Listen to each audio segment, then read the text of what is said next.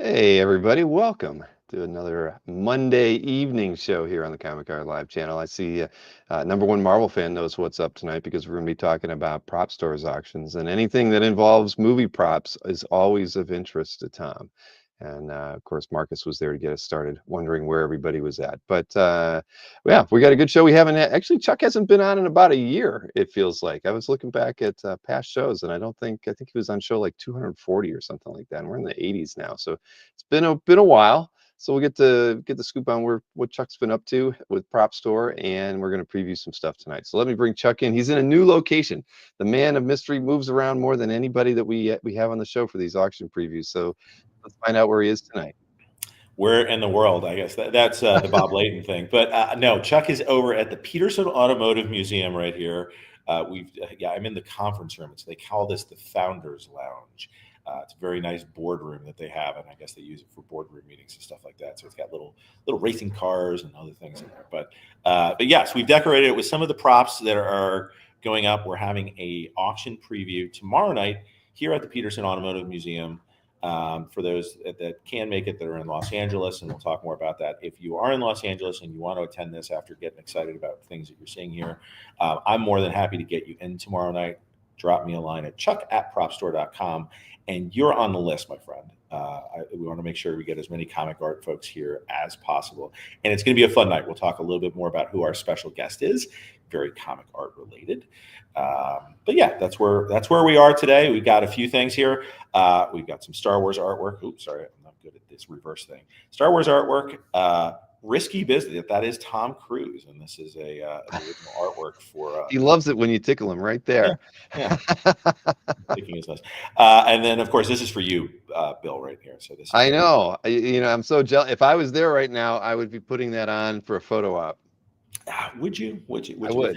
Would I be allowing you? I don't know. And then there's a Fortress of Solitude crystal that is there too for those that are more Superman fans. So just a sampling of little things that we had lying around. And Bill knows that we were sort of scrambling at the last minute to decorate the back area here. So we wanted to have something for you guys out there to see. But you're going to see a lot more. Bill's going to host us and show some of the things that are more comic art related or art related, I guess, in the auction. But there's other fun stuff too. You have a top 6 X-Men artist in the set tonight too. We're not going to tell who, and don't say a word until we show it. But a top 6 X-Men artist is in the set this evening on X-Men art, no less. But I did have to say, I brought, just in honor of some of the Tom Sullivan items, I did bring. Oh, there you go. Look at that. I've got Lance Suarez has sent me like 4 of these, so I have a whole set of Evil Dead figures. That is awesome. Yeah, I do remember, Bill, from I think it was the last conversation that we found out that you were a big Evil Dead fan. So I'm very happy to bring this particular auction to you, and I wish we could have flown you out, Bill, to have you be part of the festivities tomorrow. I would have enjoyed that. The funny thing is, Tom Sullivan was actually at a horror con here. I guess he was a regular in Northeast Ohio for this one particular con. It was called like Chiller Con or something. Bottom line was I remember going. He had like his own booth, and he had a bunch of Evil Dead related props. And I swear to God, I've seen some of this stuff, and it was never for sale. Yes. I saw him at it twice. He always just would bring it to show it, but he would never have a single item for sale. And I feel like I've seen a Necronomicon. I've seen a few other props, and it was so cool because, he'd have the books open and everything. You'd see the art, but nothing was available to buy. Yes, and I think that is true. And as we get into this tonight, we'll talk about this. Tom, and I guess we'll for those that don't know who Tom Sullivan is, he is the artist that I guess is best known for creating the Necronomicon, as well as the other illustrations that are part of the Evil Dead world. And we'll get to see some of those great illustrations tonight. But you're correct. Tom did keep all of that stuff from the early Evil Dead movies. And in fact, this is what you'll see here is the Necronomicon from Evil Dead 1. Last year, Propstore somehow got one of the Necronomicons from Evil Dead 2 and sold it. That had somehow gotten out of Tom's collection, but I believe he's pretty much kept everything else up until now. And so this is really his big reveal, and his hopefully a good chance for Tom to retire and sort of thank the fans by allowing people to own a piece of the things that he's kept all these years. But it's truly an Evil Dead archive for those that are Evil Dead fans like yourself or others out there. This is your chance to really get the coolest art pieces that were ever created for the Evil Dead. They're all coming to auction here. Yeah, I'm not a player, unfortunately, but No, there's some small. It's the great thing about this collection is it's not just like the big pieces. There's sort of one-off pieces or cool specialty pieces that Tom drew over the years as well. So, all right, well, I didn't check everything out, so now you've got me intrigued. there I'm gonna is have there to are dive in a little bit. there are plenty of different things for all price ranges, and so do go to propstore.com. And I guess anybody that's watching this right now, we're talking about the auction that is what they call the Entertainment Memorabilia Live Auction. If you go to propstore.com, you can go see the entire catalog that's going on right there. And there's over 1,300 items this time around. It's smaller. We're actually trying to make it as smaller than we've done in the past. So.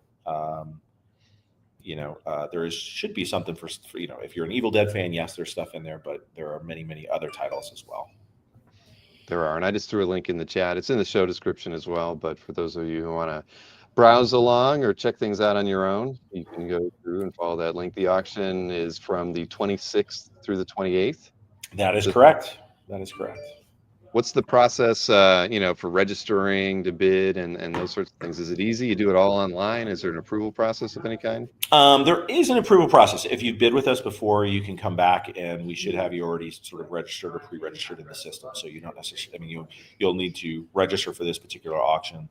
But that being said, it should be a relatively simple process for you. If you're new, and we do, I think, put a credit card on file. I think we have to get your information and approve you, but we try to make it as quick and easy as possible. If you're having any difficulties, you can always reach out to myself or somebody in our customer service department, and we'll try to make sure that it happens before the bidding starts on Wednesday, which is when it will all take place. But love to have new people there, especially comic art folks. And like I said, there's a special offering if you're a comic art fan and you're an Evil Dead fan this time around. But then there's some other things, and we'll go through the variety. And I think what's always cool as I go through and prepare these things is just the variety of different content that we've got. It skews maybe from your typical comic art auctions, and then we've got a lot of things that are more movie and television related, but it's still artwork by sometimes the same artist that worked in comic books, but sometimes other artists that we all admired as well or inspired some of our favorite comic artists as well. Like Joe Johnson right there. Yeah. Artist as well as, also help, bring Captain America, the first Avenger, to life, as well as Rocketeer. So. Yeah, Mr. Easy Go Lucky says there's a Stanley autographed Captain America shield, but I've already got one. Just don't have it's probably not as nice a shield as the one that you have, but beggars can't be choosers. I have one where we put it right on the star. And thank you to all those. And, I do want to thank, there was a number of people that reached out to me in advance here too. I did want to recognize, I know for folks, we're not necessarily going to get into it a lot tonight, but, I was one of the fortunate people to have lived in Pacific Palisades. But unfortunately, I did lose my house about 2 months ago. So it's been a transition time, and thank you to all those people in the comic art community that have reached out to me over the last couple of months. I think Bill and I have talked about potentially doing a more of a deep dive. I'm sure there's a lot of people out there that wonder, if they ever have to go through a situation like this, what's it like, if you have to make claims on your insurance and all that stuff. And I'm happy to go through things in a little bit more detail about that later on. But I did want to thank everybody that's reached out with trying to help in any way that they can, as well as just offering their condolences and friendship. So thank you to everyone there. Yeah, we've heard a lot of bad stories from a few other collectors who've lost pretty much everything, and it's not been fun. But I do welcome the time when it comes, Chuck, that we can talk about it and just help hopefully educate everybody on the insurance. Yeah, process. I think there's a lot to be learned just around just sort of preparing for that day. If it never happens to you, thank God. But if it does, it's always good to be prepared. I was somewhat prepared, but you can never be too prepared. And I think there's definitely strategies, and I'm happy to get into that in more detail. But tonight is about sort of getting ready, getting excited, seeing some new artwork. hopefully some of these folks here will be able to take some of these pieces home. Maybe you didn't know it was in the auction, and that's part of what we want to do tonight, is just, get you exposed to some of the cool things that are in the auction. Well, let's get started with probably the coolest item in the auction. Yes. The Necronomicon itself. And I'm surprised, I think there was another piece that was lot 666. This one could have been that number. You could have adjusted things properly. Instead, it's lot 110. Yeah. Well, in another universe, that might be 666.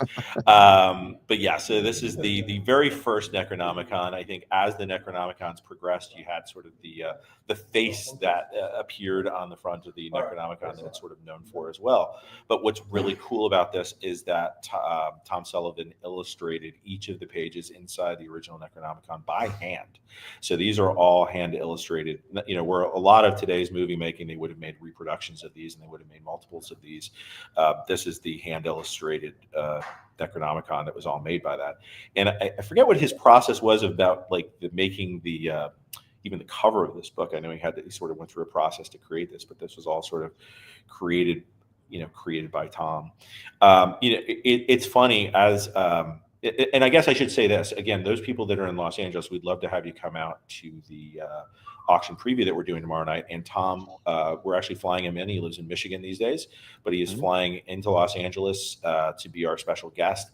And you know what? He wanted to draw sketches for anybody that wants one tomorrow night.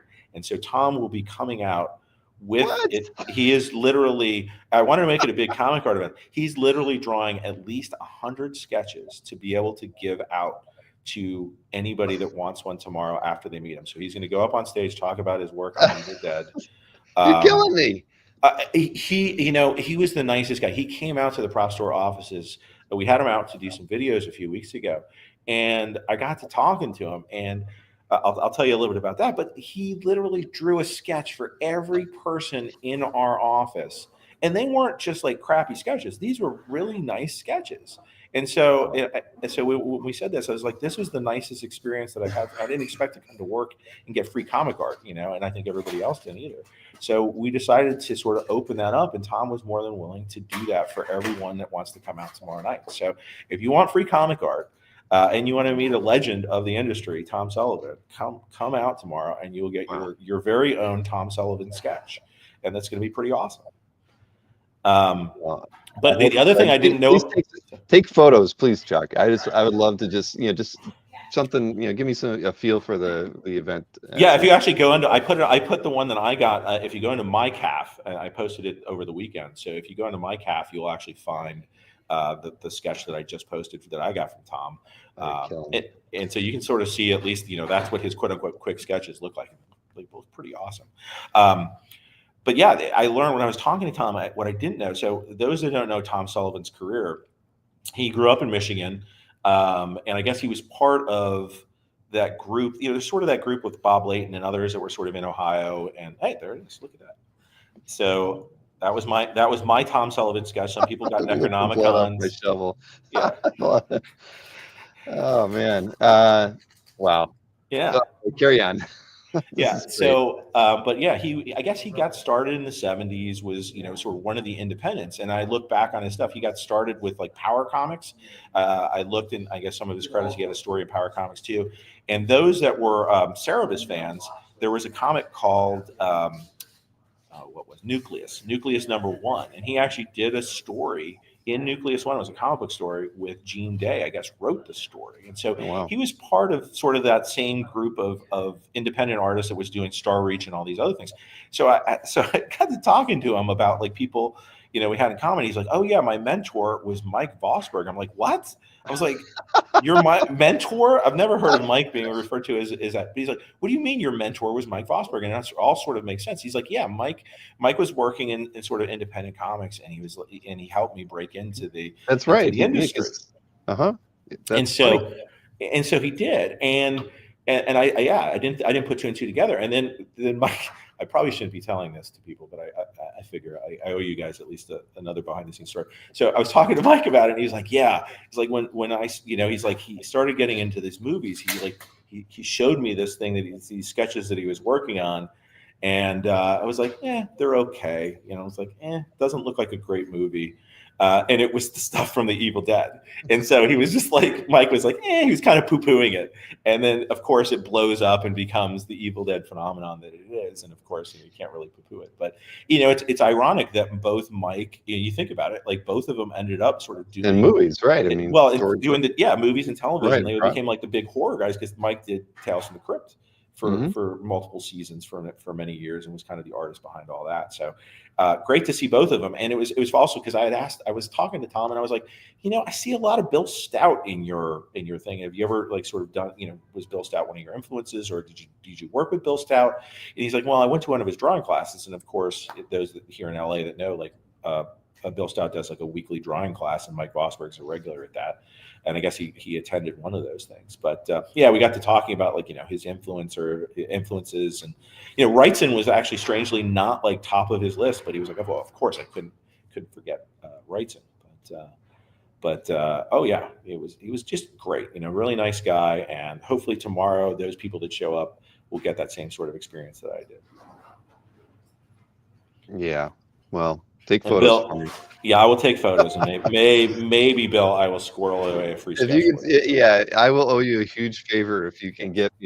I'll take a skull drawing. Everybody knows my wife doesn't like me getting skull drawings, but I will take a skull drawing from Tom in a heartbeat. That's But either way, you got to film a little bit of it, even something for me, and I can even show it on the CAF update and get a reminder out to everybody about the auction and everything too. So, that's awesome. That's just fantastic. But I guess I skipped over the fact that yes, the Necronomicon that you saw all those years ago that he was bringing around to shows, and I've seen videos of him sort of showcasing this over the years as well. It's amazing that he decided this is the time to sort of let it go, and he is putting it up for auction in this auction. So, a historic moment from a movie prop / comic art perspective. We'll see what this goes for. And that's definitely the book that I saw 10 plus years ago in Northeast Ohio. So that's cool. Very, very cool. Well, that's all we need.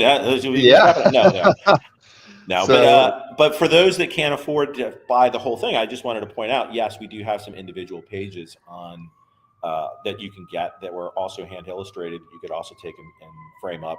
So I would scroll through those because there's just a lot of cool things, a lot of cool detail. Now this particular one I believe is screen matched as well, this individual page. But you don't have to buy the entire Necronomicon, but you can still get something from the movie that it was hand done by Tom. But you can see we try to do as much screen matching as we can to sort of prove that this stuff was in the movie as well.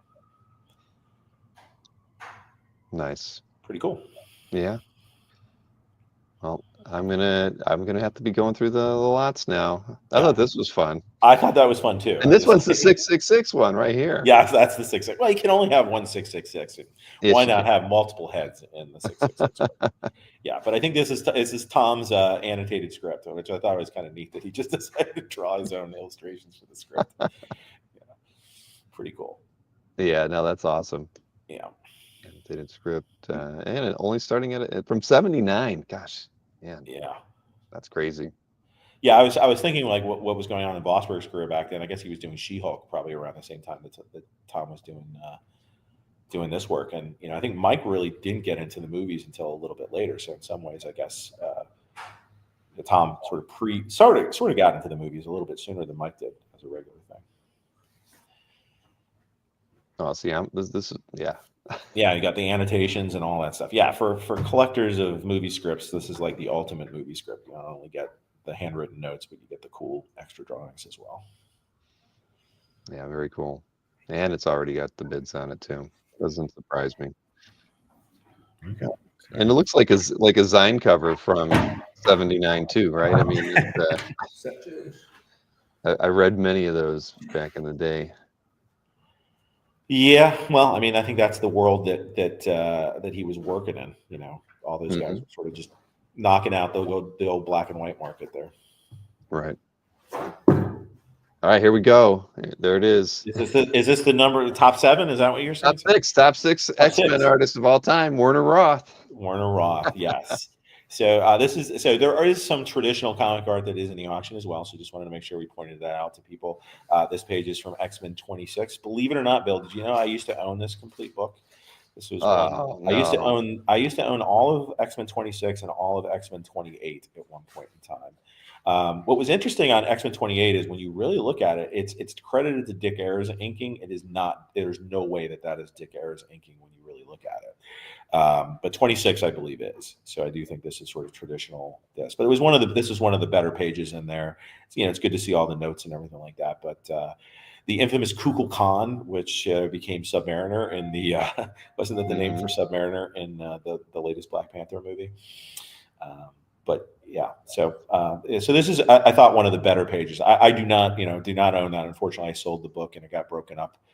So I guess other people now have pages from SU 26, and this is one of them. So even now I know why those pages and how those pages got out there like that. I mean, it wasn't like all at once, but so you owned it complete. I owned it complete. I had it for many, many, many years. I think I got it from Saul Zimmerman many years ago, who had gotten it from Brad. I think had originally owned it along with the X-Men 1. I think was the long history of this book. I believe the books that were complete were 26, 28, and 29 or 27. It was one of those other ones was still complete as well. So, but this one is no longer complete. You can have a page from it, and this is one of the better pages from it. One of the more action-oriented pages with Beast and Iceman. I think its estimate is 4,000 to 8,000 on those. I think the pages, I think these pages nowadays are going 6K up on a page like this. So hopefully, they're in costume, definitely. Price. Yeah. Well, there you go. It's nice to see, and it's not consigned by you. It is not consigned by me. No, I wish I still had the book complete, but I always find with complete books, I love to have them, but then I never display them, and so I don't know. For some reason, I somehow end up getting rid of complete books, which I'm trying not. The ones I still have, I don't want to get rid of anymore. But how many complete books have you owned in your career collecting? Probably 20-ish. Probably 20-ish. Now, and then out of those, how many did you buy direct from the artist? That's a good question. These I did not obviously buy. I know I had like Cap 143 was complete at one point. I had Tales to Astonish 51 was complete. So those are all the vintage ones that I sort of had complete. I had a Daredevil 129 complete. But I would say I still have a lot of the Herb Trimpe ones that I bought from Herb directly. So when Herb came down and visited me down in DC, when we got to do the Cherry Blossom, I bought my first complete book from him, and then years later I got a few other complete books from him. So I was able to do that. I got a complete G.I. Joe book from Russ Heath, sort of indirectly, directly. It came from Russ, but somebody else bought it for me. So some of the more 80s books, but the Punisher books, I think people know I have. Those I did not get from Mike directly. Exactly, that is. I got those one. Actually, I did get the number 2. That was the first, I guess, complete book I ever bought was Punisher 2, directly from Mike back in 1986. So, but then Punisher 1, I did not. But anyway, enough about me. All right. We got this other piece up here. Hey, tell those people to quiet it down or close your. We're in the boardroom. We can't. We're in the boardroom. I know they're getting anxious. We're trying to put it on an auction tomorrow in the next couple of days. They're excited. They're excited. So this just again some other examples of other comic art that's in here. I thought this was a cool Joker and Superman page here. It's kind of hidden in the middle of the auction from DC Comics Presents number 74, Alex Saviuk. Just if you like those characters, and you don't find Joker always as a guest star, so could be a reasonably priced good Joker page for you. And with a new Superman page coming out, or a new Superman movie coming out, just around the corner. Just around the corner. I think everybody's anticipating good things with that movie. So hopefully it will live up to a little extra sketch on the back there too. Mm-hmm. Let's see here. Like that kind of you got that David Mack, right? Yes, this is David Mack. So this I thought was an appealing piece to me, just because we have folks that love Labyrinth. It's very hard to find props and costumes and other things from Labyrinth. This is a more recent cover that he had done for a variant cover, and that is the smaller piece down at the bottom that comes with a signed copy of the comic. But this is the the cover. What I always find with David's pieces, though, is that the published pieces are always slightly different than the actual artwork itself. There's always some kind of variation. So here you see in the published book, there's an owl. I think if you look at the background, there's a lot more sort of splatter paint that's going on. Mm-hmm. And but still a very beautiful image of David Bowie there in the labyrinth. Well, there are a lot of fans of that film. Yeah, and I think David's artwork, this is a really nice example of the vibrancy of the color and sort of letting it come out. But, yeah, I thought that was a neat little piece. If you like David Mack's art and you like Labyrinth, this is a great piece for you. Now, I know you have a couple other David Mack pieces in here. I think we might have seen. Not these particular ones. These are no, that's different. Yeah, yeah. David did a lot of different variations as he was doing Captain America and the Winter Soldier. So there was the end sequence that he would do for this. Here we got two. One that's Captain America, one that's the Winter Soldier here. So this is a Winter Soldier piece.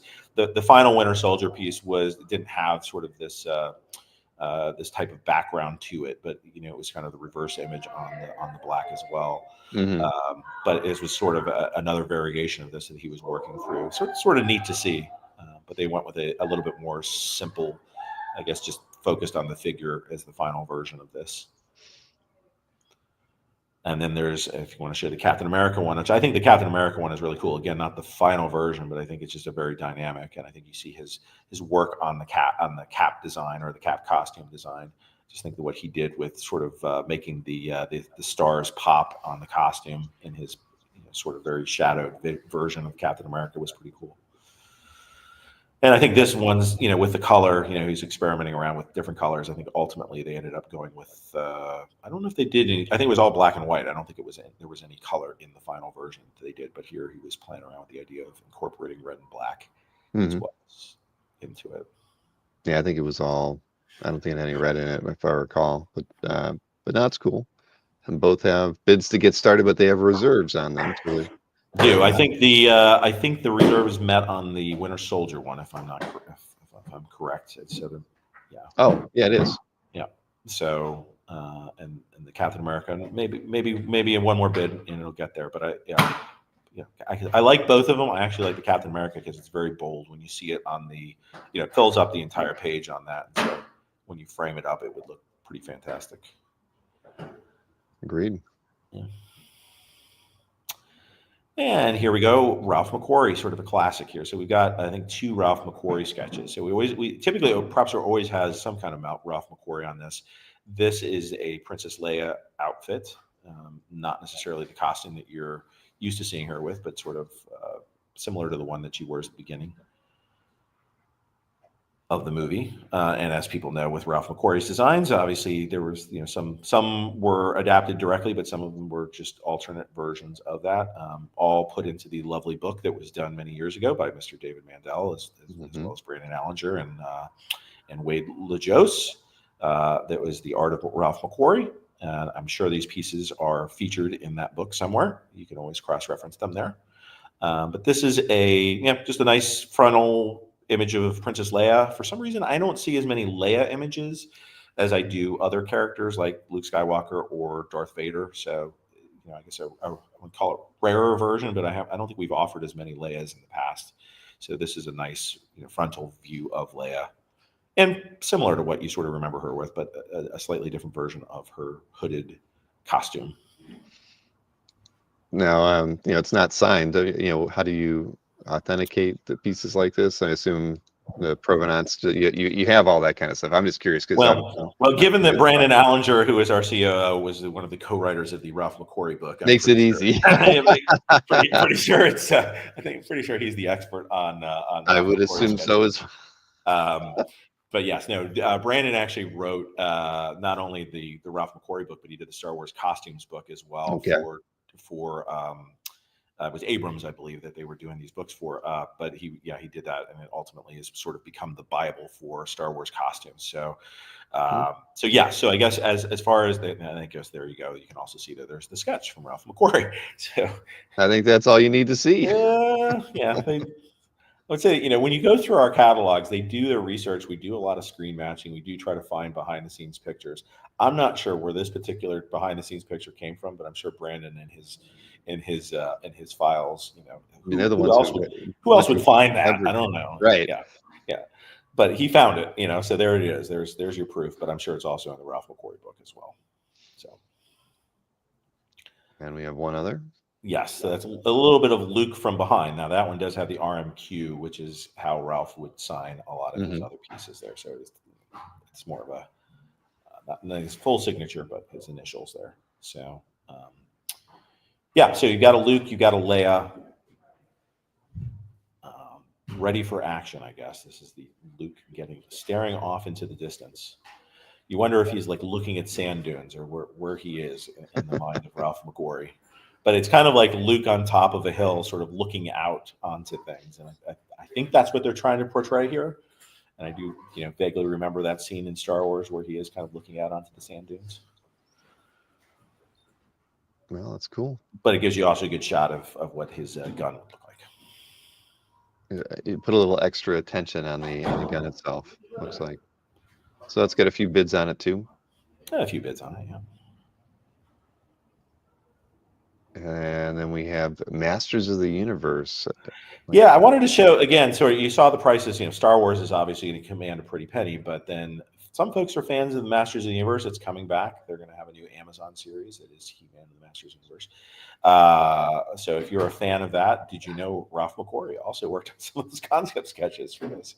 I was not as aware of this, and so it's interesting to see Castle Grayskull and all these things. Right, that's really cool. Yeah. So, but if you look, price wise, like you want a Ralph McQuarrie sketch, if you're a fan of Masters of the Universe, sort of a Darth Vader look to some of these characters here. You can pretend it's Darth Vader in some ways, but at a reasonable price. I would say, I think, what is this estimated at? Is it 400, 800 or? I believe you're right. Let's see. Well, it's starting at 400, 8 to 6 or 8 to 16. I'm sorry. Yeah. So I think a pretty reasonable price for a McQuarrie sketch. If you like, just kind of want an example of his art, if it's not necessarily Star Wars, but yeah, if you're a Masters of the Universe fan, pretty unique piece too. Alberto, who's a Captain America fan, is very excited in the chat when he sees some Masters of the Universe. So maybe Alberto should. He's kind of a West Coaster. He should go to the thing. Your preview tomorrow. Come on out, Alberto. Come on, we'll get you in. Yeah, you get a free Tom Sullivan sketch. Free Tom Sullivan sketch and free food. Free drinks too. Oh my goodness. We get people liquored up. I'm gonna be checking Expedia after the show. Just to see. Oh, come on. Get on a flight. We'll put you up. Yeah. If I would have known, I might have actually looked into it. I mean, my birthday's in a month. I could have figured out a way to convince Maureen to let me go. Like, I don't need anything else. Just let me have this one trip midweek. Well, I try to make these things more than just, I guess preview events. We try to make them events that you want to be part of, and almost like a mini convention that you can be part of it. So, well, that's awesome, but very cool. So starting bid of 400 on that one. Yeah. And then, for those that are ultimate Star Wars fans, now we've had these before, and these, I think at the first time that we offered these, the reserves were a little bit higher, but I still think these are fantastic pieces. So these were the Burger King had put a series of posters out back when the Empire Strikes Back came out. This was I think this one was distributed a little bit differently than the other ones, but I think this was considered sort of the main one that had a bunch of, it had a few different images in it. And you'll see the other two that we have here are sort of focused images of like the one with Luke and Yoda on his back over there and the Tauntaun. But this has the Darth Vader on it. And it's interesting to see Boris. A lot of people haven't seen Boris's pen and ink with watercolor versions. These are his prelims, and I got to see these years and years ago, and I was always impressed with his prelims, even more so than his oil paintings. In some ways, they had a little bit more life to them.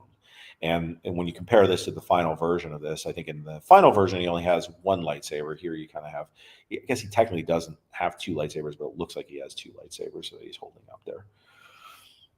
Sorry, the zoom in was throwing me off earlier. Ooh, it's the zoom. There's the final painting. Yeah, there we go. No, so in the final one, the final one he has two, and the prelim he only has one lightsaber. But Yeah, subtle changes, right? I mean, but subtle still. changes. Yeah, it's still the main image there. But what again, when you look at study Boris's style, it's this very fine pen and ink there.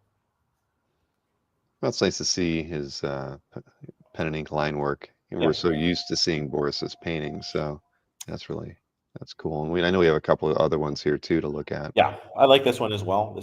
I love the colors on this one as well as the pose on this. You got Yoda sort of looking up at him.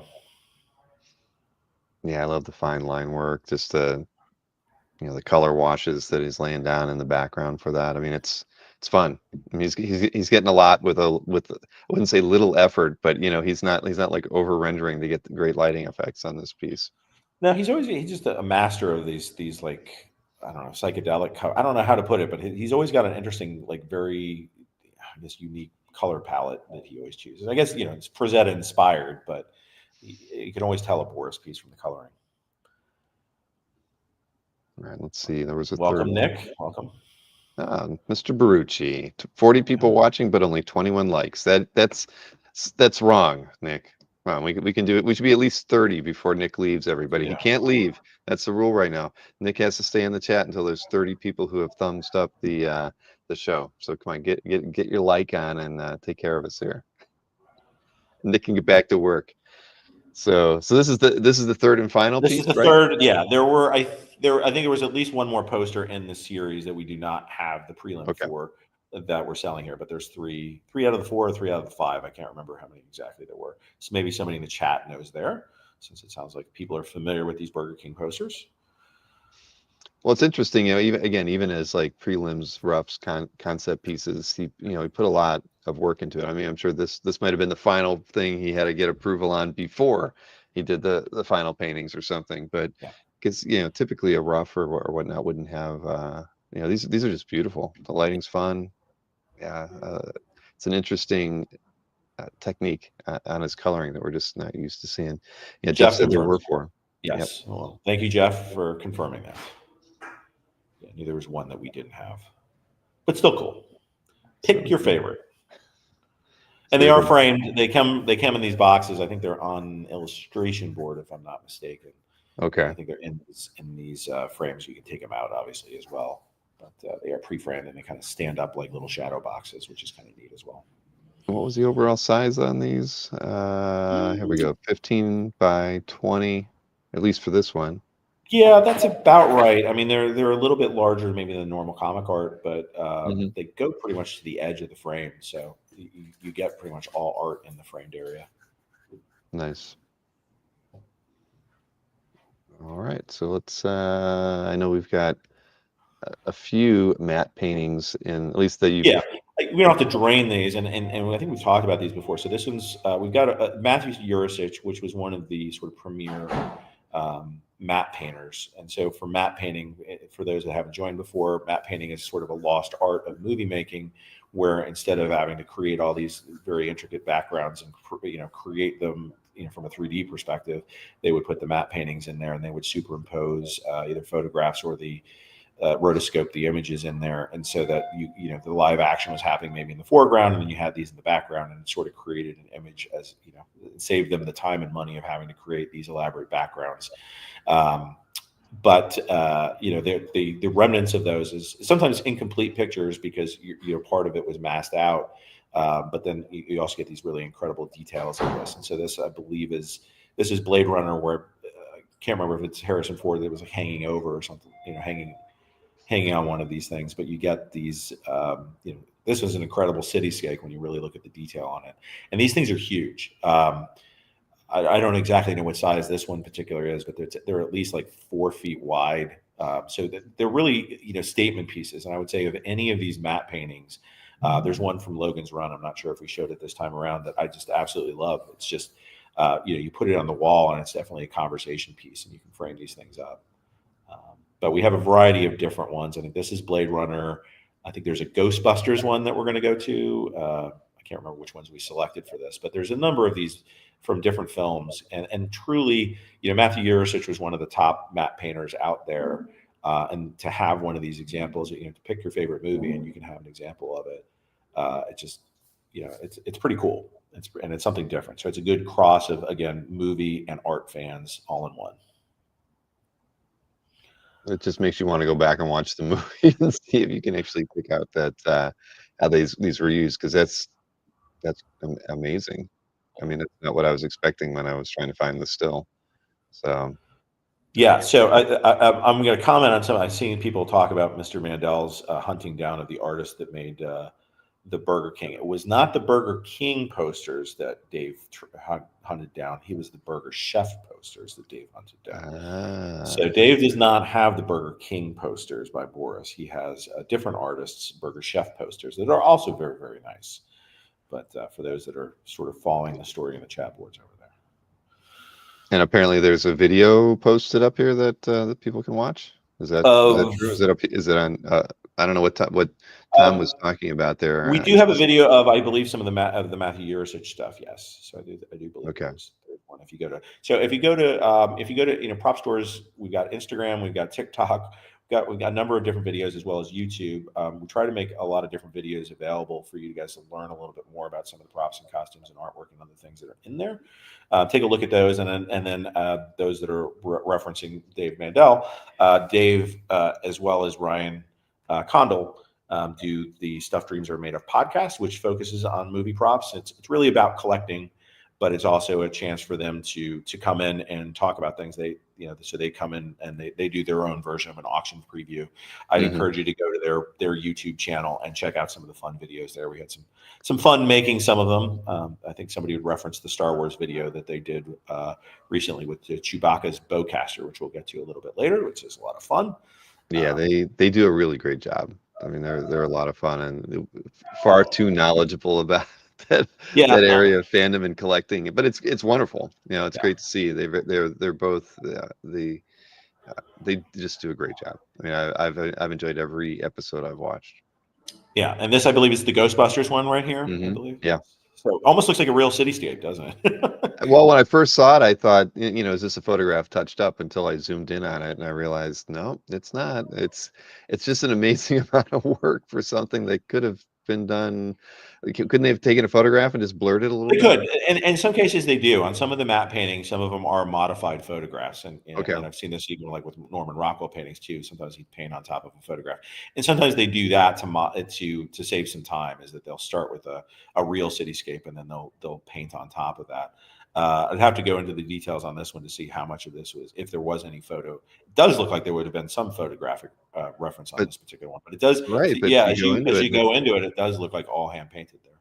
Right. I mean, it's pretty spectacular, and then to use that for the film, yeah, defies logic, but I love seeing it. It looks good. It looks good. That would be a good one to have. And then it's kind of like, oh, that's a cool cityscape, and it's like, oh, but it's also from Ghostbusters, and it's like, whoa. Yeah, you can't go wrong there. We got the bid started on that one. So here's another matte painting. This one's from Star Trek. Yep. So a lot of we don't necessarily drain all of them, but all different movies that Matthew Yurcich worked on. So a lot of the classics there. So I encourage you, if you have a favorite, if you like these things, they are huge. They are really statement pieces, much larger than you're going to find on most comic art, and they frame up very nicely, but are very heavy. And I will tell some of them are actually shipping out of our London location. So if you are interested in one of these, do make sure you check to find out where it's shipping from, whether it's in London or in LA, just so you can make sure you get a shipping quote on these, because a lot of them are on very heavy, it's like press board essentially. So they can get very heavy. Well, makes sense. But if you have the wall space, they make it's a great conversation piece, especially if you can put a photograph from a still from the film right beside it. That's awesome. Yeah, and I think in many cases we actually provide that. We actually mock up, but we actually have like a still from the film that I think we put them in frames and stuff and give them with the painting, so that you can have a small version as well as a large version. Don't quote me on that, because I'm not sure we did that for all the paintings this time, but I know we have done that in the past, because trying to make it as fun of an experience for you as possible. But yeah, moving on. So we got Brian Froud stuff, which is, I think, this collection. It's very hard to again find stuff from Dark Crystal.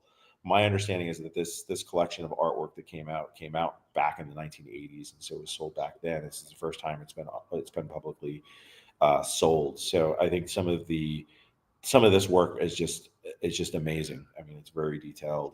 It's exactly what you want out of Dark Crystal. So, if you're a Dark Crystal fan, take a look at the Brian Froud pieces that are in this auction. I don't think you're ever going to see anything comparable to these pieces ever again. Well, yeah, from 81. So that's or 82, I guess. Yeah, there we go. Yeah, would have been done in Amazing. 81 probably. Okay. Yeah. The movies always come out a little later, but Yeah, that's really, really nice. yeah. I can honestly say I don't think I've ever seen a piece by Brian in person before. So, And they're pretty large too. These are, yeah. larger than comic art size. They're more like poster art size pieces that we've got. And those, I believe we've got some of those on display in the other room. I believe I saw at least one or two of those over there. It sounds like everybody who's going to the preview Oh. is going to be treated to some great artwork. Yeah, this one I believe I saw over there. It's over in the other room. Oh, Kazra says Korshak has one. How did I not see that? There was probably at OAX, and I totally overlooked it. Well, that's or either that or I did get the tour of his house, so maybe I saw it there. I don't know. I don't remember seeing it though. All right, what do we got here? So another piece by. Yep, another one very ghosty like, but yeah, another Brian Froud. Again, very large. I think it's one of the transformation scenes. Got it. So Kazra says it hasn't come to OAX yet, but it was at his house. Then I definitely had to have seen it because I saw everything he had there. I just thought this one was funny, and it's right behind you. It is. He's kind of looking at me. I think he's winking at me. Yeah. Tom. He's not the special guest you have coming tomorrow, right? Yeah, it's a different Tom. I think any time Tom Cruise is involved here in Hollywood, it is a special occasion. But yes, no, this is wrong hand. He should bid on this and make it his own. But yes, this is what makes this special is John Alvin was one of the great poster artists out there. You don't find John Alvin's. He did obviously the Blade Runner painting. That I think recently, that at least a prelim of that sold. Not easy to find a John Alvin painting. I think everybody remembers this classic, Tom Cruise risky business look. Yeah, and so I think if you're going, I don't know, this may not be for everyone, but it is kind of everybody knows what it is as soon as you walk into the room and sort of see this. So I think of sort of of the one sheet artwork. So this is the final one sheet artwork. It's hard to find final one sheet artwork. You see a lot of comps, you see a lot of prelims. You don't see the very final artwork very often. So I think to see this for what we, I guess Tom Cruise's first major movie, was there something before Risky Business that I don't know, Bill, do you remember Tom Cruise in anything else before Risky Business? He probably was in something. Oh yeah. I mean, he was in, why am I drawing a blank? I mean, what was the one where he was, the ruffian, somebody out there, All the Right Moves. Thank you. All the Right Moves. I recently had that on in the background about 2 months ago because it was on. The Outsiders was the one I was trying to think of. Thank you, Brum. Was Taps and Outsiders before? I guess it was before that. Outsiders definitely was. All the Right Moves definitely was. Taps, I guess, yeah, it probably was too. I forgot about that, but this was the one. Yeah, I forgot. This was the one, I guess, that I won't say, made me take notice of Tom Cruise, but I guess this is the one I just remembered. And I guess this was his breakout role as a solo, I won't say a solo star, but as the lead in the film. Mm-hmm. So anyway, classic, and you've got that, being a Nagel fan myself, it's kind of got that, the classic sunglasses kind of coming down from the eyes look of Tom Cruise that sort of matches to a lot of the Nagel ladies from around that time. Was Nagel copying, John Alvin's design for Risky Business or vice versa? Who knows? But it seemed to be it was a popular look back in 1983, was putting your Ray-Bans down over your nose. If you could afford Ray-Bans. Yes, I mean they were like remember Gargoyles on Terminator came out? Mm-hmm. Those were very expensive sunglasses back in the early 80s too. Yeah. Oh yeah. No, I use the spinner rack at the at the checkout at the drugstore. That's where I got my sunglasses back in the late 70s, early 80s. Uh, yeah, well, that's cool. John Alvin work. I don't think. Well, I think maybe we've talked about John Alvin once or twice before, but here we got some more Star Wars artwork. What is this More Star from? Wars. This is Tom Young. Constellation? So I think everybody knows Tom Young did sort Yeah. of the first design for the classic Star Wars A style A poster. This is for Empire Strikes Back. Thought it was a cool sort of affordable piece by one of the, I guess, masters of the movie posters for Star Wars. So it's just an alternative design that you don't necessarily. I don't know if it got made into a final design, but it's got a lot of the classic elements you're looking for with the Luke, Leia, and some of the Darth Vader, of course, in the background. But cool, yeah, nice little example if you're looking for a Tom Young. It's relatively affordable, and then we've had some bigger pieces of his in the past. Something like that is 15 by 8. Okay. Still not small, and that's the good. I like bigger pieces myself. Feel like you're getting more for your money. Yeah. Yeah. No, of course. Size matters. All right. So what do we got here? We have a Psycho 2 film piece. Some Yeah, concept art. this is an example of, I guess, affordable art in there. It was. I just thought it was a cool, creepy piece. Not very expensive, but it was just an example of Norman Bates and his mother going in there. So it was a poster comp, and I think what's it estimated at $1,000 to $2,000. So if you're a fan of this, I think this is Psycho 2, not from Psycho 1. But if you're a fan of the Psycho series, this was kind of a cool poster that's in there. I would put it in the more affordable range of things to potentially start collecting.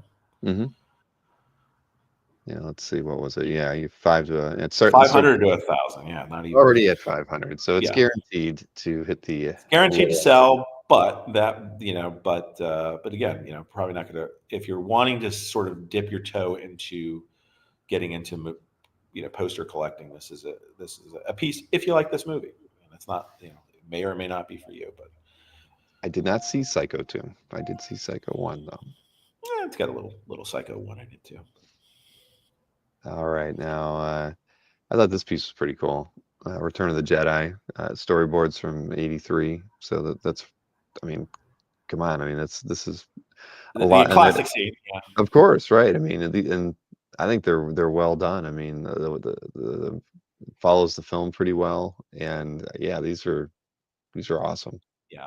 So we have a number of pieces by Gerard Bork in the collection, and so this is actually coming from his family. He was a prop guy that worked on the films, the Star Wars films. I think all three of them, and had kept a few things over the years. You'll see. We'll get to some of the other items that he kept. That is kind of one of the headliner items, but he kept some of these storyboards too. So you can look for different things from his collection, but it's always neat when you can sort of see that it's coming directly from somebody that was involved in the film. And I also wanted to show a bit of a variety of different types of artwork that is used in filmmaking. So here are storyboards, which show the sort of the action panel by panel. What's interesting about these is that sometimes Star Wars storyboards, you only get one panel and then they have like a description at the bottom of it. That these are actually 4 up. And so you're getting multiple sequences, or you're getting a full sequence on a page here, which isn't, I would say, the normal way that I've used to seeing Star Wars storyboards. So you get a little bit more art on here than you would, some of the other storyboards that I've seen for Star Wars stuff.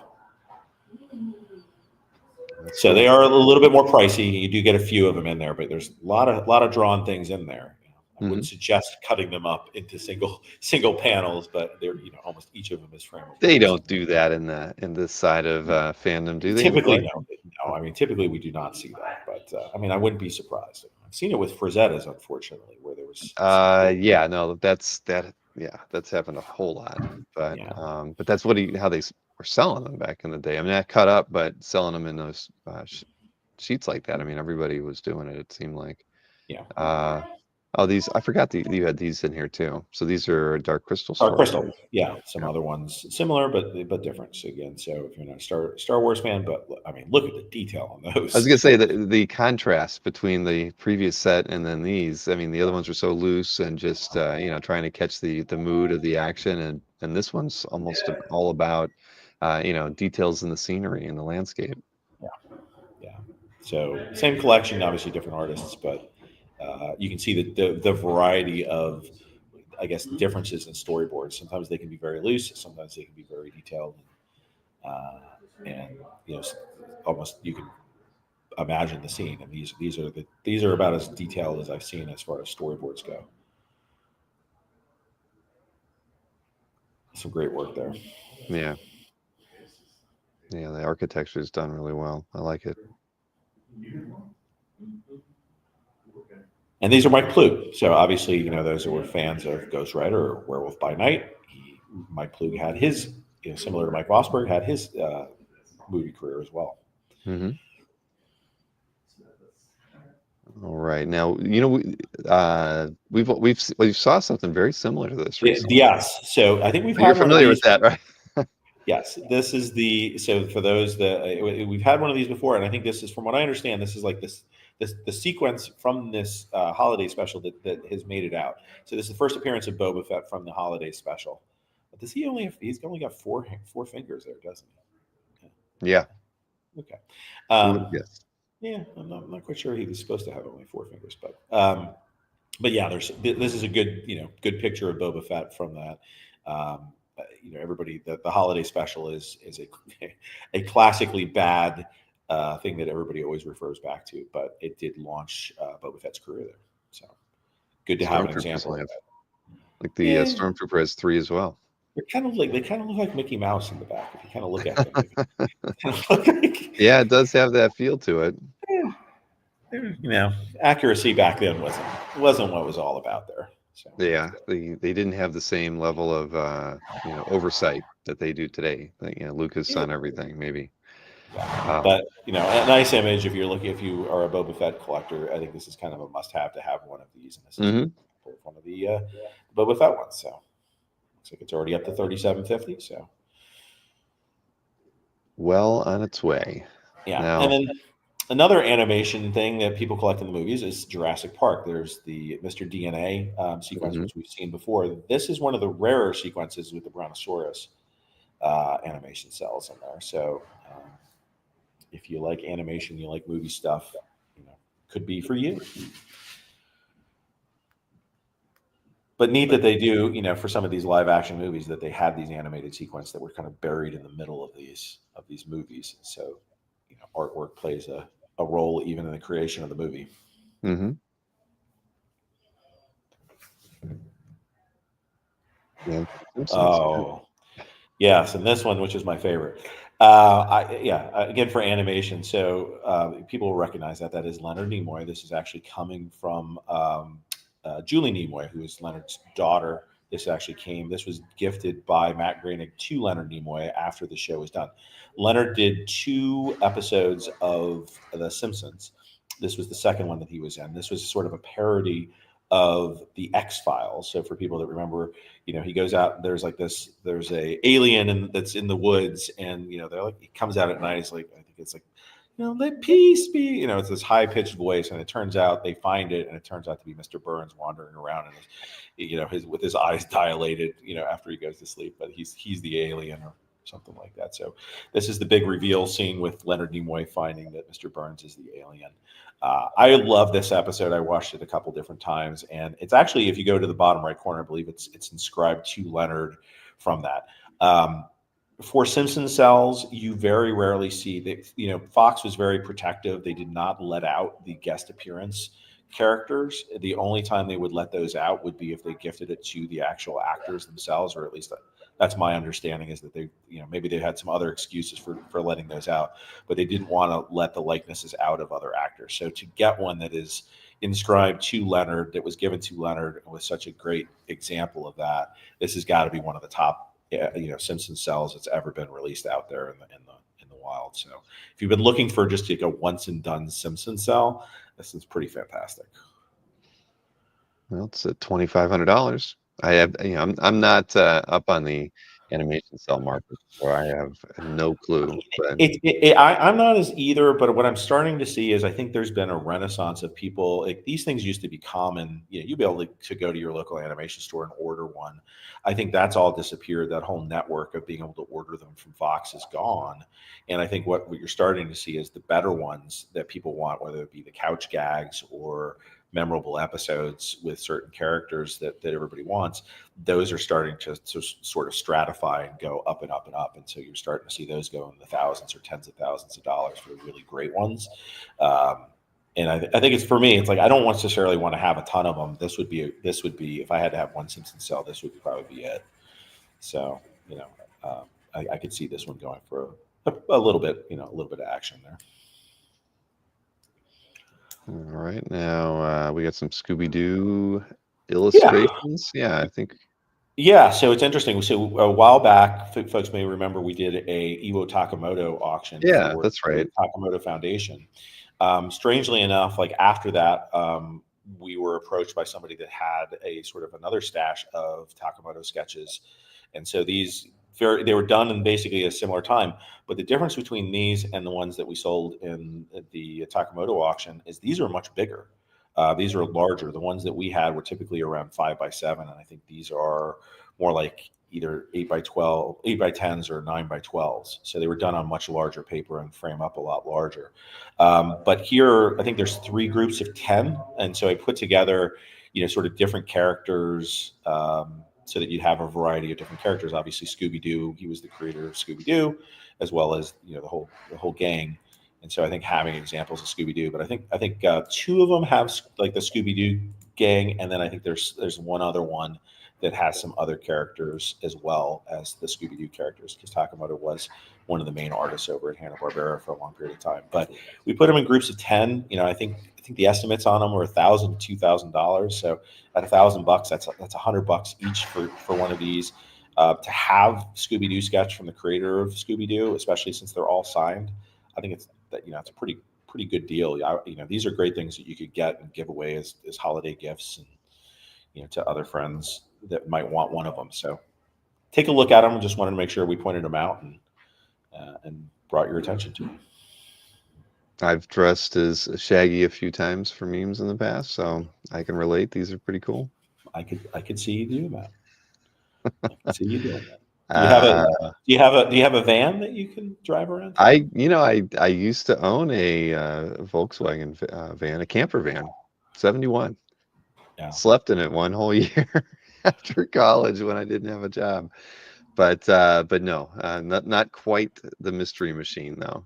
I have seen, it's weird here in Los Angeles. I have seen a few Mystery Machines. Of course, there is the official, well, I guess the official, or one of the official ones over at the Warner Brothers archives. So they do have, the actual ones from the movies over there. But strangely enough, there's a lot of people here in LA that want to have a Mystery Machine, and so I've seen them convert Mystery Machines out of many different a vehicle. So it's interesting to get the interpretations of different Mystery Machines. Anyway, so we talked about Gerard Bork before. He had those great storyboards, and so the key thing, I guess, that he kept in his collection was this. This is the medal that is presented by Princess Leia at the end of the very first Star Wars movie to both Han Solo got one, as well as Luke Skywalker. This is Luke Skywalker's medal. Although we did find some as we were doing our research, we found some behind the scene pictures where they were rehearsing, and this particular medal was placed on Han Solo during the rehearsal, although in the final cut of the movie, it's placed on Luke Skywalker. Not made of real gold. It is a casting that is either gold plated or gold painted, but pretty fantastic. It's never been offered before, never been seen before. Gerard Bork took it at the end of the movie and has had it in his collection since 1976 or whenever they finished filming of this. And this is the first time that you're getting to do that. As you can see, all the circles, that is our screen matching, so that you can see that this is the one that is in the film. But this is one of the highlights of yes, no medal for Chewie. In the should have gotten one in the holiday special.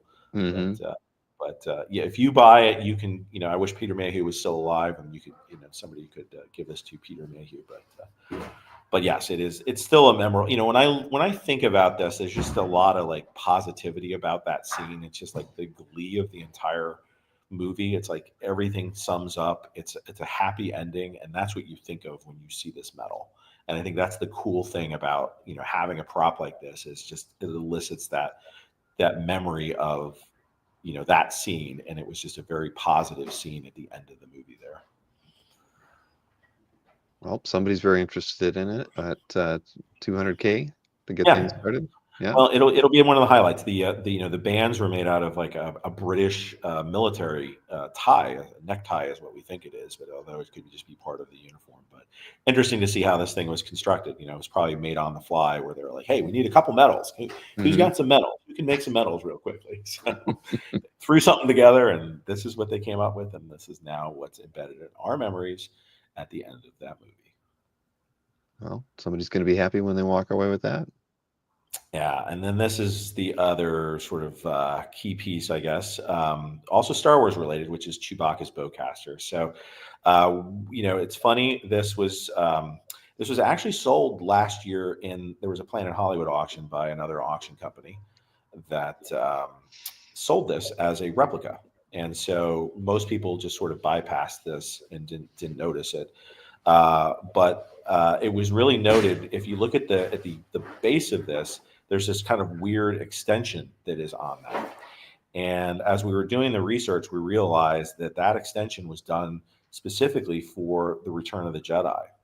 And so when you look at promotional photos of Chewbacca with the I guess with the bowcaster and for Return of the Jedi, you see this extension that was added. And so as we were doing the research on this, we noted, we could see the nicks and other things and realized that the base of this, and to talk about it, this was sort of a real world weapon that a place called Bapty over in England, they were responsible for a lot of the arms. And so after the first movie, it was deconstructed and sort of put back, and they sort of took all the components off of it. Well, the story is that when they got then, obviously Star Wars became a big thing. They were going to do the holiday special, and so for the holiday special, they sort of had to reconstruct it, and they made it a little bit differently and sort of added different components to it. And then after this, the holiday special, they sort of kept it for a couple of movies, for Empire, and then it was.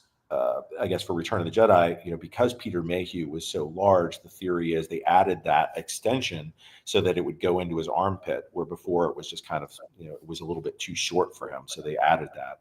And so we sort of backtracked and realized that this particular bowcaster had been used in all three of the, three plus the Star Wars holiday special. But it was the only one that they had sort of made for Chewbacca, which is a very rare thing in movies where they typically have backups of everything. Mhm. So, incredible find. It's people have always wondered where this thing is, and it's always nice when you can sort of figure it out and bring it to market for the first time. Oh, very cool. And let's see. Oh, the Superman. Or Superman. the evil Superman costume. I'm sorry. Yes, this is from Superman 3. We actually had the kid that was in Superman 3 out here the other day, so I got an autograph from him. But we also had John Cryer, because we've got the Nuclear Man costume from Superman 4 as well. And so we had the gentleman that played Mark Pillow, who played the Nuclear Man, out here with John Cryer doing a bit of a reunion around this movie. So we had a bit of a Pryor was a art collector, wasn't he? He is. I got to Yeah. talk to John for about 1 minute about comic art. So before he had to go on camera, so we started talking. All we got into is he's a big Kirby collector, and so we Right. started. Yeah, I remember I always remember seeing him at San Diego Comic-Con in the earlier days. I don't know, but it seems like, like maybe the last 10, 15 years, I don't remember, but he'd always hit all the dealers up.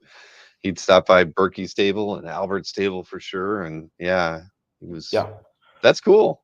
yeah. I mean, and I think it's what's great is that the first thing it came, as I was thinking about, I was like, okay, I'm going to meet John Cryer's coming in today. I'm like, yeah, great. I get to talk to him about comic art. You should have brought some with you. If you had some Kirby art, you could you might have got 2 minutes out of him before his interview. I did not. Yes, I didn't. We did not get into a deep discussion about it, but it was nice. It was nice to be able to share a moment with him and talk about something other than hey, I loved all the movies that you were in. Hmm. It's a little different when you can go up to a guy and say, "Hey, what do you really get what motivates you to collect Kirby?"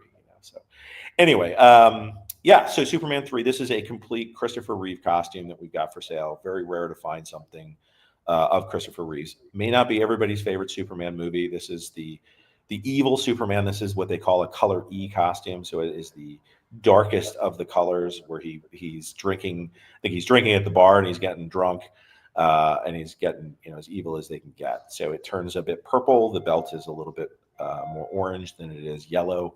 But neat to have a complete Christopher Reeve costume, even not from somebody's favorite movie.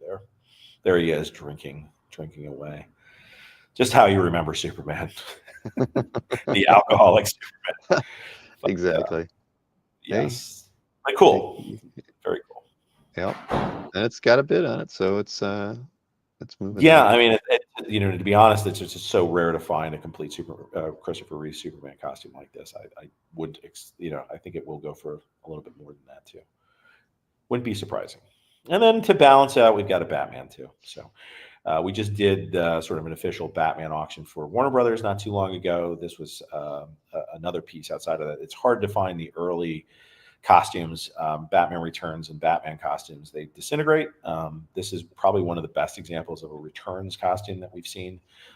There are some replica components on here, which is pretty typical for these, but the cowl is in particularly good shape compared to some of the other ones that we've seen.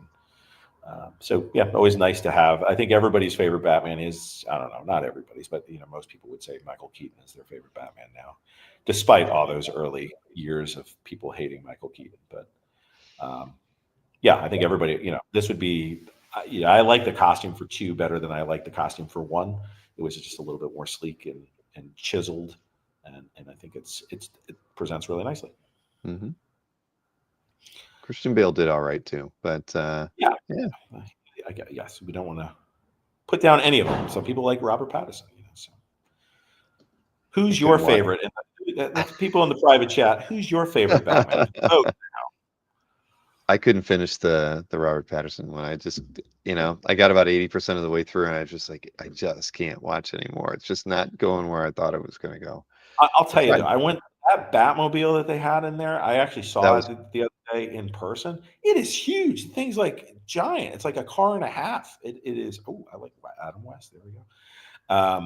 But the new car. It's always cool how they come up with new cars. But that new Hmm. one is just so huge when you actually see it in person.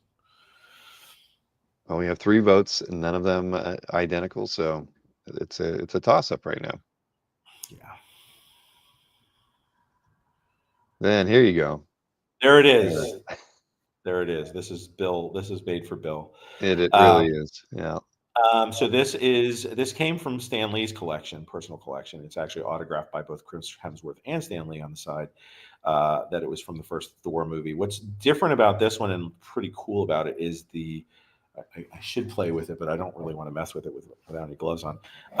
The wings on the side actually are magnetically attached, so you can actually separate them off, and magnets actually hold those things in place, which I think is a really cool design that you don't appreciate on screen for the helmet. So, but yeah, neat. I think we were able to match it to a promotional photo of the helmet on display around the time Thor 1 came out. I have to go through the. Oh, there you go. You can kind of see them Hmm. separated up. So from a confirmation standpoint, we had some history on this particular piece, but neat and a little different than a hammer. We've had a number of different hammers. You don't see the helmet quite as often, but if you had a hammer and you had a helmet, it looked pretty cool together. Do you have a replica helmet back there, Bill? Sort of. Sort of. Yeah, for $25. Like I bought that at Toys R Us, or what was it, Toys R Us online? It was one of those like defunct toys shops, but not as nice as that one. Not as nice as that one. Yeah, I'm not putting it on, so nobody even ask. I would put that one on if I was hanging out with you and somebody let me. I would do it. Well, Bill, if you were here tomorrow, I don't know it's something crazy Can might you happen. imagine? Yeah. Oh, Yeah, after all those free drinks that you're going to have, and you have your sketch in hand from Tom, who knows I what might do it. Yeah, I might. Well, you might be anyway. running down the streets just wearing that mask or wearing that helmet. I think it's very cool. I really do. I think it's awesome. And you're right. You have had hammers in the past, if I'm not mistaken, right? We have. You We've said had it. Thor 1 hammers. We've had Thor 2 hammers. I think we've even have Thor 3. Yeah, and we've had, I think, hammers from almost every one of the Thor movies. Well, very, very nice. It is my birthday coming up, everybody. You pitch in and buy this No, for me. crowdsource. Yeah, yeah. I might have to It's start it's my own. it's almost as much as like a Watchmen page. That's like which would you rather have? Uh-huh. Burnt Uh, less I than a know. burnt X-Men page in some cases. So Yeah, sadly, I don't want to talk about burn X-Men pages, but very cool and signed by Stan too. side And by like side. you said, it came from Stan's collection. Yeah, a little neat piece of history, especially when you think of he was kind of one of the highlights of the movies where every time he made his cameo in there. So. Mm-hmm. Of course. Ah, my favorite. This is probably one of my favorite pieces in this auction. This is a screen matched Mr. Fusion. So, folks may know, obviously, at the end of Back to the Future 1, you see the Mr. Fusion that's added to the DeLorean. This is not from, they actually made, the one that was used at the end of 1 was all metal. And so by the time they got to 2 and they knew that they were going to use that version of the DeLorean, they created a new one for Back to the Future 2. And so the top part is an actual Krupp's coffee grinder that's, I believe, it's made out of metal, but then the bottom part was cast from the original molds for the first movie and put this one together. But as far as we know, there's the one from number 1 has never been seen. This is at least one of the ones from 2, but it's the only one. It's been screen matched, and we haven't heard of another one from 2. And then there's another one known from 3. And then Bob Gale, who was one of the co-creators of Back to the Future, he has one that it was made into the prop master made it, or the prop department made it into into a lamp. So they took a Mr. Fusion and made a Mr. Fusion lamp for him. We Wow. don't know what that one is, which Mr. Fusion that was, but there is a lamp version. So, but Well, it is it is movie history. Like number one Marvel said. yeah. So if you want an electric vehicle, why not get a fusion powered vehicle? Mm-hmm. Install this. Make any car that much. You can power it on garbage. Now, pretty cool here too. This is from Ghostbusters 2. Well, it's actually 1. It was actually the One? trap. Oh my gosh, you're right. It is from 1. I didn't The read that. trap was originally made. So this is a fully functional one that has all the lights and How do electronics. you get something like that to have at Propstore? It's weird. I mean, we actually discovered this one. I guess it was in a Hakes auction years ago, and I think it went sort of. It's not where people go to look for props or authentic Right. props, and so it came. We ended up selling it after Hakes did, and strangely enough, I'm surprised it has resurfaced because honestly, Right. if I own this, I would be keeping this thing. This is like the best Exactly. thing. That's why I can't imagine why it would even, be out there. I think, well, I don't want to hazard a guess, but it's Yeah. too cool. Wow. Yeah, so this isn't. I think it's made out of metal. I think mostly aluminum or aluminum plating. Although the base of it could be something a little bit heavier metal, but it is relatively heavy. But because it's one of the metal versions and it's a fully functional one, my understanding was there were 4 of them that were made that were functional for the first movie. They ended up reusing them on the second movie, and this one technically is matched to a scene in 2. There were some of the components on this that looked like they had been swapped out or repainted for the second movie. But the understanding is this is one from the first movie that was then reused later on in the second movie. But for the second movie, they did create. There are many different versions of ghost traps, but because the actors had started complaining in 1 that these things were very heavy to carry, with them, because a lot of times they put them on their belt packs or whatever, and they sort of asked the prop department to make lighter weight versions of them. So for the second movie, you will find lighter weight versions of the ghost traps that are slightly smaller than the first movie ghost traps. But this is a first movie one. But yeah, it's pretty awesome. The fact that when you see all the lights working and the doors opening up, and the fact that the red light's flashing, but there's a ghost in there, yeah, it's about all you could want in a ghost trap. Yeah, that's pretty cool. So reserve not met, but it is at 120. Yeah, but somebody's got to lock this away. Somebody's got to get it and just appreciate it for the rest of their lives. Speaking of which, I do have one of these and I do appreciate it, and I don't have any intention of selling mine. But this is like the mirror image version of my sword. It is a stunt version of Conan's sword from the first movie. Those that know the movie, the sword got it got modified a little bit when they did the second movie. They extended the handle on it, so that's how you can tell the difference between a one sword and a two sword. There were metal versions of this, and then this was a cast version of the original metal sword, but they weighted the handles on these. So when you actually grab this sword, it has more of a weight, like it's a real sword, and it gave more realism when Arnold was flinging this thing around. But yeah, I've seen two. This is the second one I've seen. I have one myself. It's one of my, if you had to ask me what my favorite prop was, I'd say it was this. And just the way that they cast this, the patina on these things, the way they painted them, and they used them. There are nicks and other things on this one as well as mine, and it's because they were using them on set, and they were sort of banging them around on set, and they got their use. So it's pretty awesome. So if you're a Conan sword fan like myself, don't let this one pass you by. How long have you had yours? I have had mine probably six years, maybe 8 years. Time flies. So, but I was very happy to have gotten it.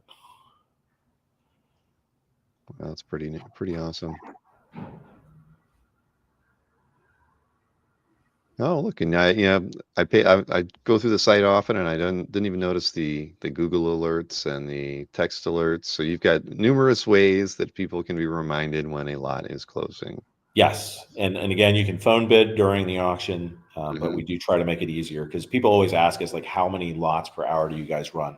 During the live auction on the first day, I would say we're probably going to run more like 40 to 50 lots per hour, maybe on average around 45 lots an hour. So it goes a little bit slower. We want to make sure everybody's got a chance to bid, and we do take live bids, phone bids, everything coming in on that first day. It goes a little bit faster on days 2 and day 3. But yeah, so those Google alerts, if you sign up for them, or Outlet, they'll let you know when things are coming up, and we try to give you as much warning. And then if you're phone bidding, we call you typically about 5 lots before your lot comes up and get you on the phone so that you're bidding with us. Top Gun. More Tom Cruise again. Right. Yes. Yeah. In case you want to get the Risky Business poster. Sorry, right back there. This would look perfect underneath that. He would be peeking out. Mm-hmm. Put this right underneath it. But yeah, my understanding, this is a Tom Cruise. Look at that. Like, you like the 3D animation that we do too? I do. And it's pretty nice. Yeah. We have to, that's like it's like 30 different photos that are sort of strung together, but our photo department's got to shoot that. But it gives kind of this 3D turnaround view. But we think it's it's kind of neat for people to be able to do that. And then I think you can actually rotate it if you grab it and sort of, look at that. Yeah, high tech. Well, yeah, super. But yeah, this is technically it's from a cutscene. It looks like the jackets that you remember with all the patches and everything on it. It's a cutscene out of Top Gun, the original movie. But yeah, used in the production, but technically not seen on screen. Not technically seen on screen, but a Maverick jacket nonetheless. All right, so then we have Tron next. Oh yeah. Yeah, so this came from the technical effects supervisor, John Sheely. The cool story behind this is that I guess when they were promoting the movie, Annie Leibovitz came in and did a Rolling Stone shoot. And so they did a bunch of promotional things. And so John and the visual effects team sort of grabbed these costumes, and they had actually done sort of their own mock photo shoot.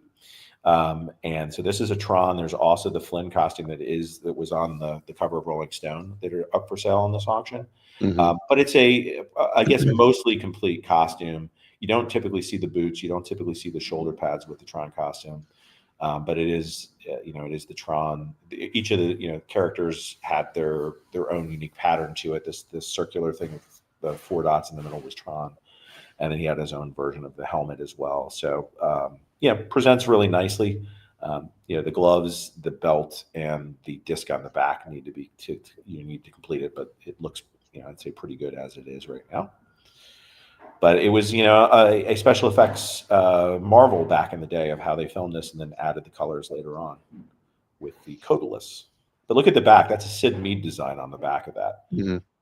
And they translated the Sid Mead's designs to the costume, which I think is just pretty fantastic when you actually see the back of the costume. Yeah, it was a pretty cool film. I didn't like the video game though.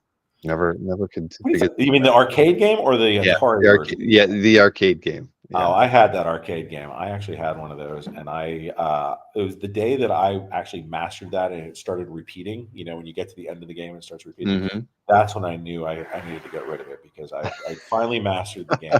But it took me like 40. I don't know. I think I did that like 15 years ago, and then Mm-hmm. and then ironically, I shipped it. I gave it to Kelvin Mao. I had it shipped from DC all the way out to California. It's been in Kelvin's garage for 15 years at this point in time. He is, because there was, I think, one of the sound chip or something got broken on it, and we needed to get it fixed, and it's still been in his garage. But now I kind of like want to, I kind of want to get it back and put it in my office or something like that and play it all over again. Because I'm like, 15 years later, am I still good enough to play Tron, or will I have forgotten all those things that I did? Yeah, I mean, who didn't put a lot of quarters at the putt golf into that thing? Right, exactly. Yeah, it was tough. I couldn't do it. I was good at a lot of games. Asteroids, I was wonderful at, but Tron, could not do it. Joust, I was all right, but yeah, Tron was just too hard to figure out. But I did enjoy the movie a whole bunch, even if I didn't like the video game. I think I got more joy out of the video game than the movie, but it was too advanced for me as a young child. But now as an adult, I actually appreciate the movie a lot more. Mm-hmm. So, and then I guess I will give away another secret, and you could be here. So John Shealy will be at the event tomorrow night as well. We're going to sort of put him on stage as well to talk a little bit about his work on Tron. He is bringing a Codalith from the movie to give away to a lucky fan that attends tomorrow night. So if you've ever wanted more free artwork, what the heck is going on around here? You should have told me about this a week ago, Chuck. Yeah. Well, Bill, you need to schedule. I got to read that. Where's the press releases that I didn't get to read? Hey, you just should know that when we put on an event, we try to make it fun, my friend. All right. Well, from now on, when I know that we're going to be doing a preview like this, I'm going to be asking a lot more questions in advance. Yeah. What free stuff are you giving away? Well, which artists are going to be drawing? Yeah. Which artists are the preview night? Yeah. And what's on the menu would be the last question. Well, all you should care about are the drinks. I know that is all I care about. Okay, well, so now for something completely different, as they say in Monty Python. These are Charlie Chaplin's shoes from The Great Dictator. So we have some vintage stuff in here, and when you talk about sort of like classic pieces, this is a really cool story of these shoes that were sold back in the 1980s in another auction. And they've been kept by the owner ever since. But we were able to, with today's technology, we were able to go back and actually screen match these to the little tramp outfit that he wears in The Great Dictator. And so if you go online, you'll see some of the screen matching that we did of like the soles of the shoes and that. But to find something as classic as his the little tramp outfit from that movie. Amazing that these things have survived almost 100 years at this point in time. Yeah, that's not quite the same as the ruby slippers, but yeah, still a bit tough times. Yeah, tougher times, but not quite as attractive as the ruby slippers in that regards. But they show that they sort of show that Great Depression kind of era. True. And then if you're looking for something a little flashier, go to 1978's Grease. So this is John Travolta's jacket from the Grease Lightning sequence of Grease Lightning. Supposedly there was a leather version and the satin version. This is the satin version of the jacket.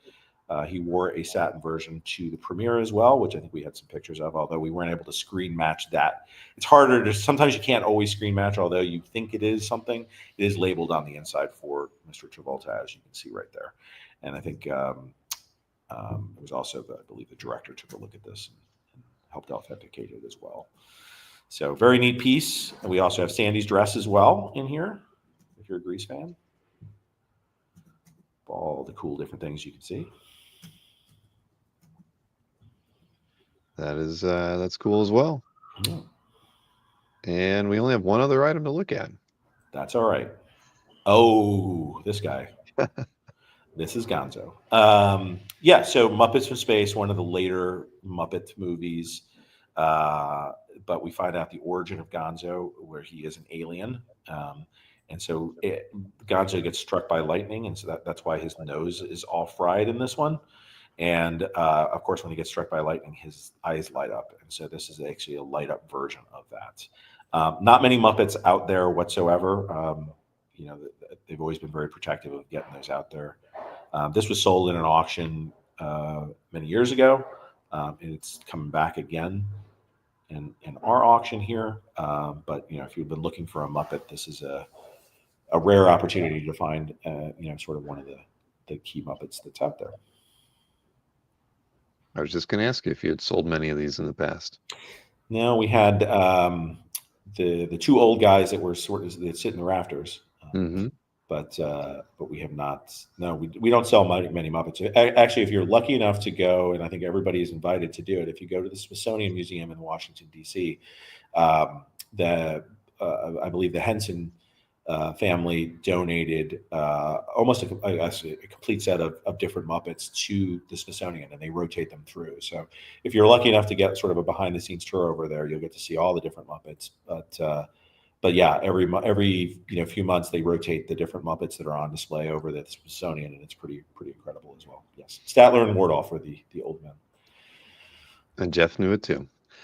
Excellent. Yeah, it's unfortunate the Muppets. Can't call it a ride. It's more of a show down here in Disney. They're actually closing it to replace it with something else. It's been it's something we always would go to at Hollywood Studios. It's just a fun show, and they're getting rid of it for something more modern. I don't even remember what, but I remember when they got rid of Mr. Toad's Wild Ride. I was so depressed. But then I came to LA, and they actually still had Mr. Toad's Wild Ride, and I was so happy. So yeah, it's well, that's the best thing about having the same park on both coasts. Yeah. It's like an alternate universe. Mm-hmm. Anyway, that's our little preview. Hopefully you guys saw some stuff, or maybe you didn't realize there were some things that you thought were pretty cool or in our little auction here. So hopefully that's what we did for everybody today. And again, go to propstore.com. You can register. The auction starts on Wednesday. It'll start at 10:30 a.m. Pacific time, which is 1:30 p.m. East Coast time, and then Europe. So for those in Europe, it might be a little late. I apologize for that. We've debated what's the proper time to start these auctions at. But hopefully everybody will be, sometimes people think it's too early in the morning and they miss the A's and the B's of the auction. So this hopefully gives everybody a chance to do that.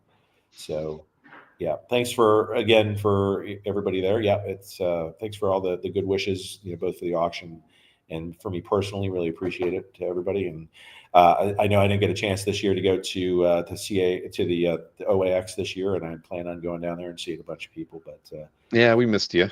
But there's always next year. We're in February next year. Just so you know, when you kind of block out the calendar, it's the 20th through the 22nd. So, but 1 month later, the weather will be a little bit warmer, and yeah, there's a pavilion now, so, or at least something like that. So we'll have some outdoor space and stuff, a little covered areas and things. So it'll be a little different by that time. But we can't go just yet because you are working on putting together an exhibit that we're not able to really talk a ton about. But I don't want to leave without mentioning that because I know it's right around the corner. And as soon as we do have information, I'll be making everybody aware of it through the CAF update, and I'm sure I'll do a mailing for you. But tell us about it. Yes. So for those that were lucky enough to go down to Florida a few years ago, and I know Alfredo, you were definitely down there on the very last day that we did the Mike Zeck exhibit down there.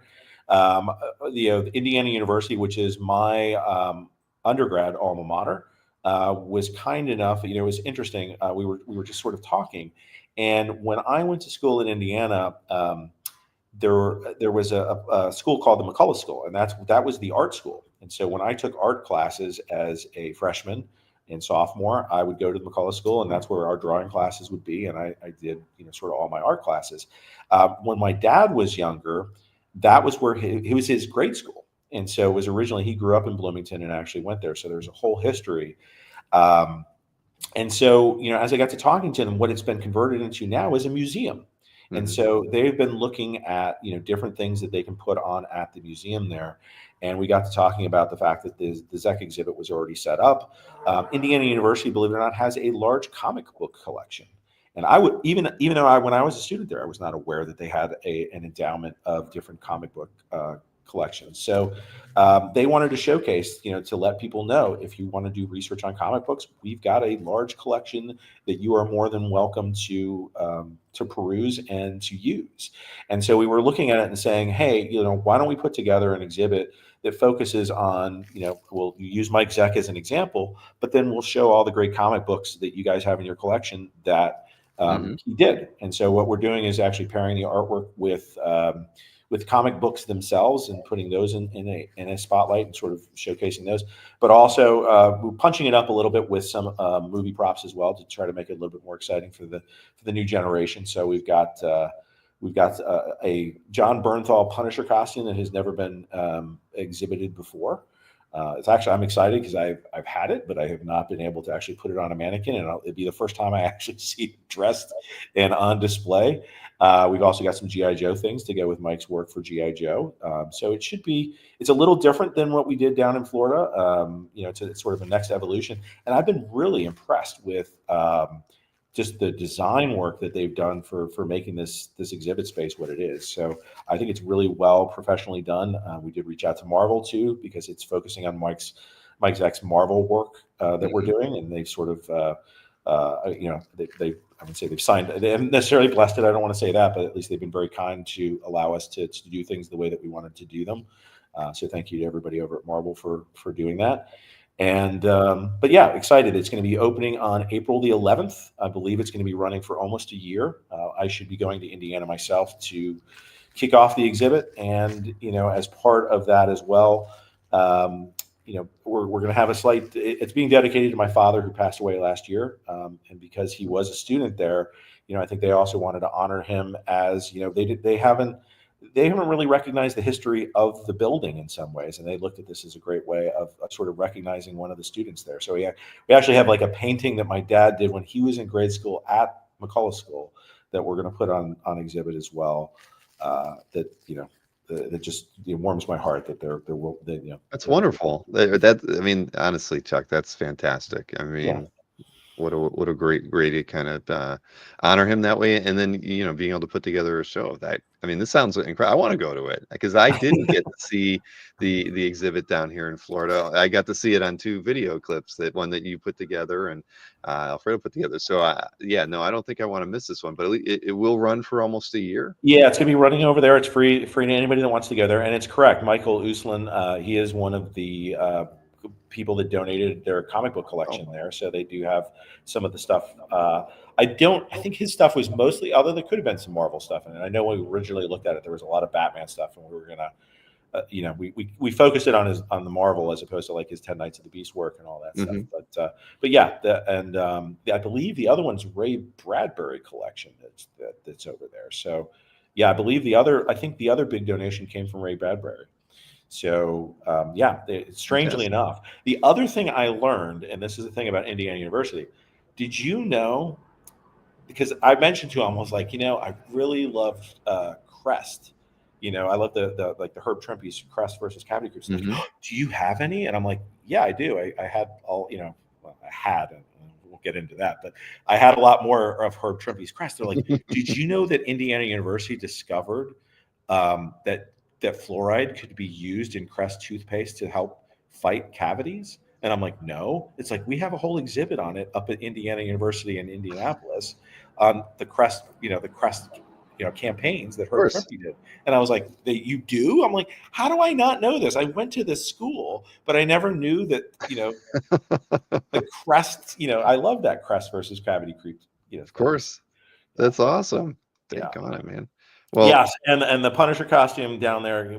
Let's please do talk. That would make warm my heart because unfortunately I did lose a Punisher costume in the fire. So I would love to. well, we have I that won't get to talk into about. all the things I lost, No, but yes, that is one right. thing. We are, just so everybody knows, we do plan to do a show with Chuck Yeah, at some point in the future once things kind of settle up and everything, and iron themselves out. I mean, the fire was devastating for a lot of art collectors and artists from things I've read. So but yeah, I think it's going to be sometime after your show, this auction, and you get the opening out of the way with yes, the yeah. Mike Zeck show. Let's talk about the opening over it. We can do a debrief on all that coming up there.